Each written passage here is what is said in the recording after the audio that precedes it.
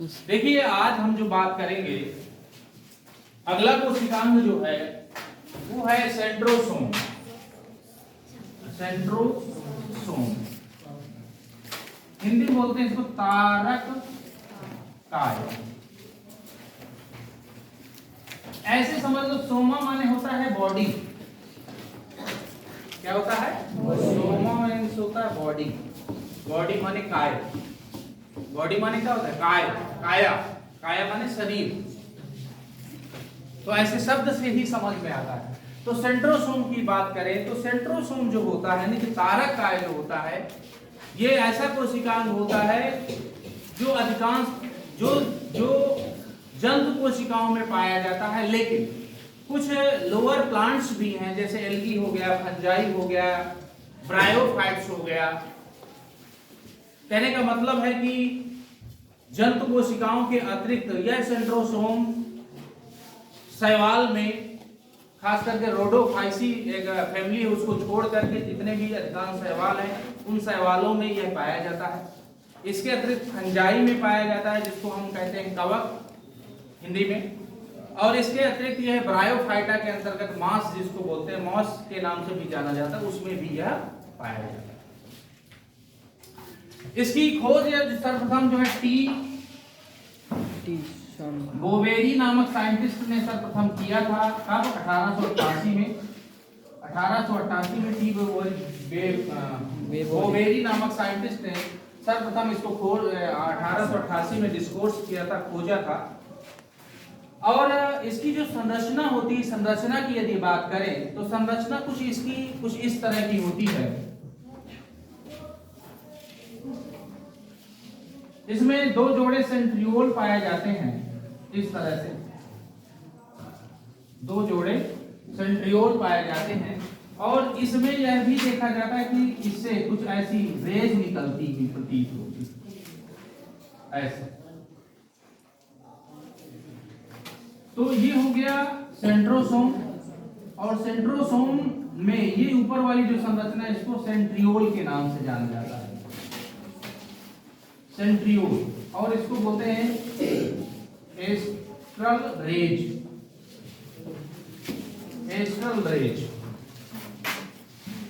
यानी कि अगर हम संरचना की बात करें तो यह संरचना कुछ गोलाकार या अंडाकार भी हो सकती है।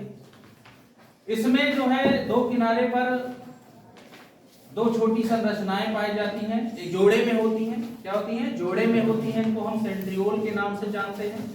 एक सेंट्रोल एक साइड पे, दूसरी सेंट्रोल, एक जोड़ा सेंट्रोल दूसरे साइड, एक जोड़ा ऊपर एक जोड़ा नीचे, ऐसे कह सकते हैं।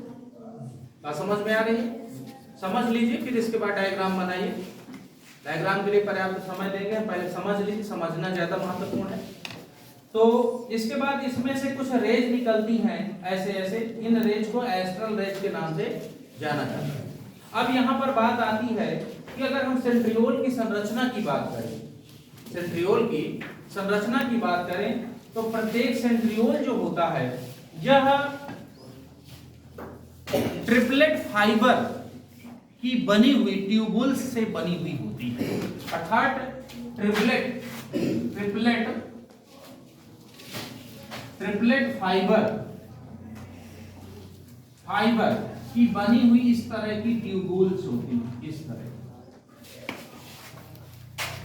और इनकी संख्या 9 में होती है। कितनी होती है? 9। जितनी ट्रिपलेट फाइबर्स की ट्यूबुल्स होती हैं, इन ट्यूबुल्स में देखें हम तो ये जो होते हैं ट्रिपलेट, यानी कि आपका ट्रिपलेट फाइबर हो गए, इनमें से प्रत्येक को इनको ट्यूबुल्स बोलते हैं। ट्यूबुल्स या माइक्रो ट्यूबुल्स इनको बोलते हैं, माइक्रो ट्यूबुल्स के नाम से जाना जाता है प्रत्येक को।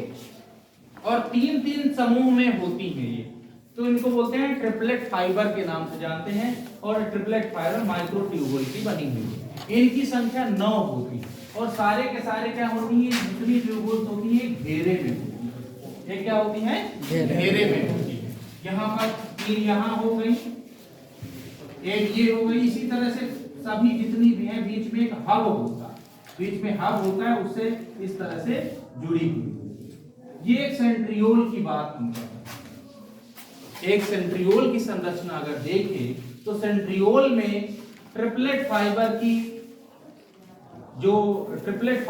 जो ट्यूब्यूल्स होती हैं उनकी संख्या 9 होती है। वो एक हब से जुड़ी होती हैं, चारों तरफ से गोल संरचना का निर्माण, जैसे बैलगाड़ी का पहिया होता है ऐसे कुछ संरचना बनाती है, ऐसे कुछ संरचनाएं बनाती हैं। तो इस तरह से यहाँ पर ये सेंट्रियोल का फॉर्मेशन होता है। अब इसका कार्य क्या है? इसका कार्य होता है जब भी कोशिका विभाजन होता है, ध्यान से समझिएगा, जब भी कोशिका विभाजन होता है तो कोशिका विभाजन के दौरान स्पाइंडल फाइबर का निर्माण होता है। जब आपको सेल डिवीजन पढ़ाएंगे, कोशिका विभाजन पढ़ाएंगे, तो वहां पर आपको समझ में आएगा कि स्पाइंडल फाइबर क्या होते हैं। तो सेंट्रियोल जो होते हैं ये स्पाइंडल, ये विभाजित होते हैं, विभाजित होने के पश्चात स्पाइंडल फाइबर का निर्माण करते हैं। तो ये इसका कार्य होता है। स्पाइंडल फाइबर के सहारे ही जो क्रोमोसोम्स होते हैं वो एक सिरे से दूसरे सिरे पर जाते हैं। कैसे जाते हैं, किस तरह से जाते हैं, ये इसके बारे में हम उसके विभाजन जब पढ़ाएंगे उस समय आपको ये सारी चीजें बताएंगे।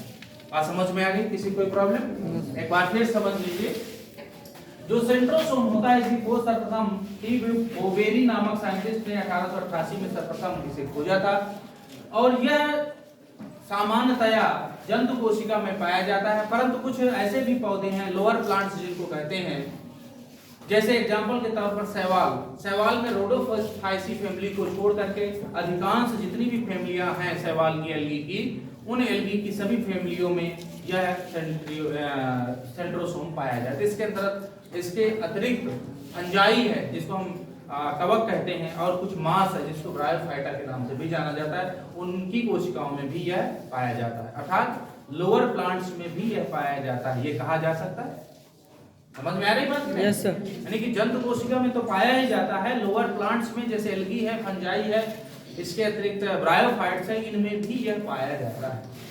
लेकिन कुछ ऐसा रेयर में होता है कि कुछ ऐसी फैमिलीज हैं जिनमें नहीं पाया जाता, लोअर प्लांट्स में भी, जैसे रोडोफाइसी फैमिली है उसमें यह नहीं पाया जाता। तो ये तो उसकी कहाँ पाया जाता है वो बात होगी। अब अगर संरचना की बात करें तो संरचना में इसमें देखते हैं कि गोल या अंडाकार संरचना होती है, और ये संरचना में देखते हैं कि इसमें दो जोड़े सेंट्रियोल होते हैं, एक ऊपर की तरफ होता है, एक नीचे की तरफ होता है, ठीक है। और अगर हम एक सेंट्रियोल, और ये सब जो है एक निश्चित एक डेंस इलेक्ट्रॉन डेंस जो है पदार्थ होता है उसके द्वारा ये आपस में जुड़ा हुआ होता है। इलेक्ट्रॉन डेंस पदार्थ होता है जो उसको जोड़े रहता है। इसके चारों तरफ एक जो है मेम्ब्रेन टाइप स्ट्रक्चर, मेम्ब्रेन नहीं होती बल्कि एक ऐसे पदार्थ से बनी हुई संरचना होती है जो चारों सेंट्रियोल को आपस में जोड़े रखती है। अगर एक सेंट्रियोल की बात करें हम, तो एक सेंट्रियोल जो होता है वह ट्रिपलेट फाइबर की बनी हुई 9 संरचनाओं से बनी हुई संरचना होती है जो कि बैलगाड़ी के पहिए की तरह होता है। उसमें एक अगर ट्रिपलेट फाइबर की बात करें तो उसमें 3 माइक्रोट्यूब्यूल्स होती हैं, 3 माइक्रोट्यूब्यूल्स। जैसे ऐसे समझ लीजिए कि जैसे कोई पाइप हो गया, ऐसे समझिए कोई पाइप हो गया, ये आपस में जुड़े हुए, एक पाइप ये हो गया, दूसरा पाइप ये हो गया, तीसरा पाइप ऐसे जुड़े, ऐसे रहे। अब इसको दिखाने के लिए हम क्या करें, हम ऐसे कर दें, समझ में ना, ऐसे पाइप की संरचनाएं बनती हैं। ये पाइप इसी तरह जैसे बैलगाड़ी में होते बीच के डंडे, उसी तरह से ये पाइप कितनी संख्या में होते? 9। बीच में हब होता है, उसी से ये इलेक्ट्रॉन डेंस पदार्थ के द्वारा घिरा हुआ होता है, जुड़ा हुआ होता है इस हब से, और ये इस तरह से एक सेंट्रियोल का फॉर्मेशन करते हैं। इसका कार्य जो होता है वह सेल डिवीजन अर्थात कोशिका विभाजन के समय स्पाइंडल फाइबर का निर्माण करना प्रमुख इसका कार्य है। समझ में आ गई बात? किसी कोई प्रॉब्लम? इसके अतिरिक्त भी और भी कोशिकांग होते हैं, स्फेरोसोम होते हैं, ग्लाइसोसोम होते हैं, माइक्रोबॉडीज होती हैं, स्फेनरोसोम होता है, पराक्सीसोम होता है, ये भी कोशिकांग इसके अतिरिक्त होते हैं जो कि साइटोप्लाज्म में पाए जाते हैं।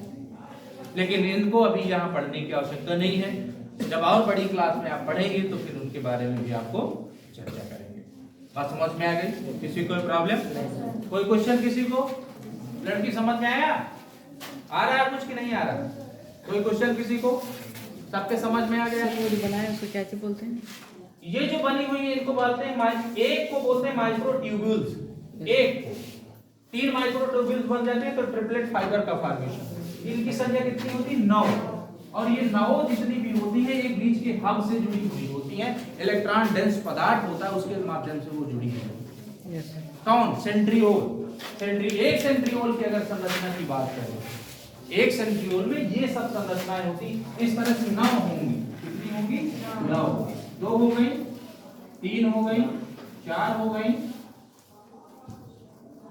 5 हो गई, 6 हो गई, 7 हो गई, 8 हो गई, 9। इस तरह से बात समझ में आ रही है? इस तरह से सब जुड़ करके पहिए की तरह और बीच में हब हो जुड़ जाते और जुड़ करके एक सेंट्रियोल का फॉर्मेशन करते हैं। एक सेंट्रोसोम में 4 सेंट्रियोल होते हैं। जनरली साधारणतः 4 सेंट्रियोल होते हैं जिनको हम 2 सिरों में, एक 2 जोड़ों में डिवाइड करते हैं। नीचे की तरफ होता है, एक ऊपर की तरफ। इससे रेज निकलती है, उनको एस्ट्रल रेज के नाम से जाना जाता है।